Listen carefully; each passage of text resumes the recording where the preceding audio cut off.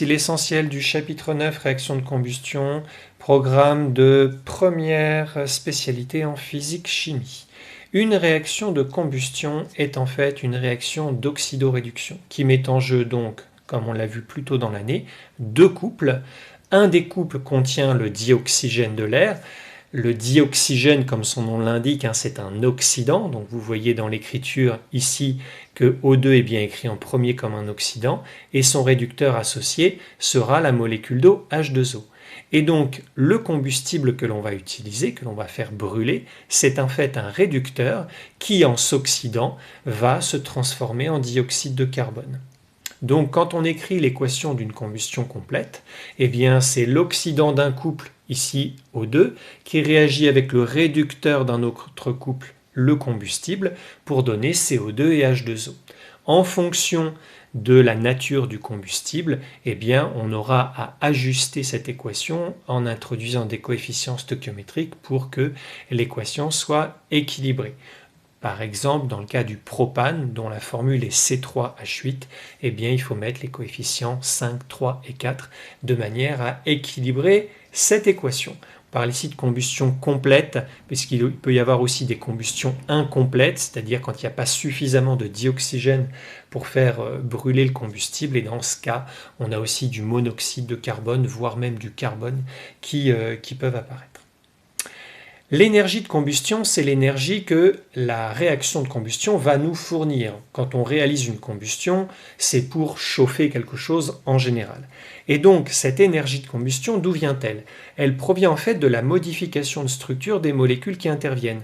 Au niveau des réactifs, il va y avoir des ruptures de liaison entre atomes, et ces atomes vont se réorganiser d'une manière différente pour donner des produits, et donc vont refabriquer de nouvelles liaisons avec de nouveaux atomes. Et donc si on compare les énergies des liaisons rompues avec les énergies des liaisons formées, eh bien on va obtenir l'énergie de la combustion. Dans le cas d'une combustion, on a toujours une réaction qui est exothermique. En brûlant quelque chose, on récupère, nous, de l'énergie. Ça veut dire que le système chimique qui est en train de se transformer, qui est en train de réagir, lui, est en train de perdre de l'énergie.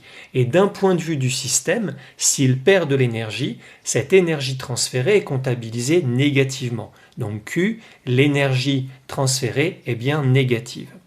Cette énergie de combustion, Q, on l'obtient en multipliant la quantité de matière de combustible qui réagit par l'énergie molaire de combustion. Q, c'est l'énergie totale, et E, combustion, c'est l'énergie rapportée à une mole, l'énergie molaire. En termes d'unité, Q est en joule, comme toute énergie, quantité de matière en mol, et donc l'énergie molaire de combustion est en joule par mol.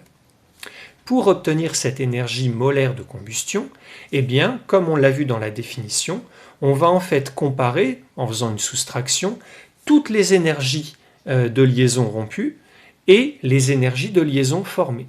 Et donc ces valeurs qui sont fournies dans des tableaux nous permettent donc par un calcul qui n'est pas très compliqué de vérifier à chaque fois en calculant la valeur qu'on obtient bien un résultat négatif. C'est tout à fait normal et attendu d'obtenir une énergie de combustion molaire qui est négative. Dans la vie courante, la comparaison des combustibles se fait plutôt avec une grandeur qui s'appelle le pouvoir calorifique. C'est une énergie qui n'est pas rapportée à une mole, comme l'énergie molaire de combustion, mais qui est rapportée à 1 kg de combustible.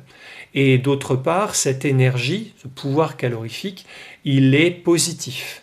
Donc en fait, la chaleur échangée au total, c'est la masse cette fois multipliée par le pouvoir calorifique, et puis on met un signe moins parce que le pouvoir calorifique lui est positif. Ce pouvoir calorifique, il peut donc, à partir des deux relations qui sont ici, voilà, on a la chaleur échangée qui s'exprime de deux manières différentes, donc j'ai N fois E égale moins M fois PC, donc le pouvoir calorifique, en divisant par moins M, j'arrive à N fois E divisé par moins M, et sachant que N et petit m sont reliés avec la masse molaire, on peut aussi avoir cette relation-là par déduction. Le pouvoir calorifique, c'est l'opposé de l'énergie molaire de combustion divisé par la masse molaire. Enfin, Parlons des enjeux environnementaux, parce que quand on parle de combustion, eh bien évidemment, ça fait référence à notre environnement actuellement. Les réactions de combustion contribuent à la fourniture d'énergie nécessaire à la société. On brûle encore du charbon, on a brûlé du pétrole pour nous fournir donc de l'énergie électrique, pour fabriquer l'énergie électrique, mais on a aussi tous les combustibles qui font avancer les voitures, etc., etc. Donc actuellement, on a encore besoin des réactions de combustion pour notre énergie. Mais on sait très bien que l'utilisation de ce genre de combustible produit des gaz à effet de serre, notamment le dioxyde de carbone, qui participent au dérèglement climatique. D'autre part, les ressources en combustible diminuent. Donc, à terme, plus ou moins rapidement, il est indispensable de développer des systèmes de protection alternatifs pour ne pas aller droit dans le mur tel qu'on est en train de le faire actuellement.